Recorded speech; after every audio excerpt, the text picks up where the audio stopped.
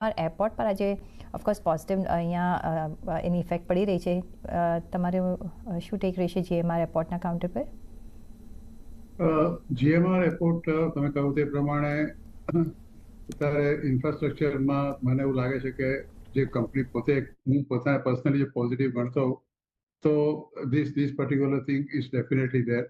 આપણે જાણીએ છીએ કે એમનું જે રીતનું મેન્ટેનન્સના જે કોન્ટ્રાક્ટ છે અને જે રીતે નોટ ઓનલી ઇન ઇન્ડિયા પણ even abroad also they been taking this kind of a contract. એટલે ભલે અત્યારે તમને એ ભાવ થોડો ઘણો ઓછો લાગતો હોય, આમ તો ₹1 પેસ્ટ્રીનો શેર છે એટલે ભાવ ઓછો તો ના કહેવાય. લગભગ 900 રૂપિયા, જો 10 રૂપિયાની હોય તો કદાચ આપણે સમજી શકીએ, પણ ₹1 પેસ્ટ્રીનો શેર છે એટલે 90 રૂપિયાની આસપાસ એનો ભાવ ચાલે છે. 110 રૂપિયાનો એક એનો 52 વીક લો હાઈ છે અને 132 રૂપિયાનો લાઈફ ટાઈમ હાઈ પણ આ શેરનો ગયો છે. શેર ઓવરઓલ મારી દ્રષ્ટિએ છેલ્લા લગભગ 3 મહિનામાં ડેફિનેટલી ઇટ ઇઝ ડાઉનવર્ડ. છેલ્લા એકાદ વર્ષમાં company has been definitely doing much better. આ એક આખું અત્યારે પરિસ્થિતિ એવી છે કે આખી દુનિયામાં જે જાતનું સળગ્યું છે એને કારણે આ જાતના શેરને પણ થોડી ઘણી તકલીફ ચોક્કસ પડે.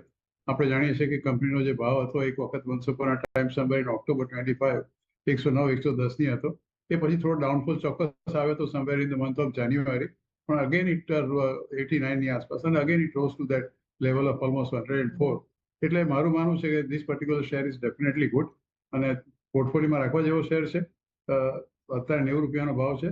આમ 75 રૂપીઝ એનો 52 વીક લો છે with a stop loss of 80 rupees. I think you must hold this share.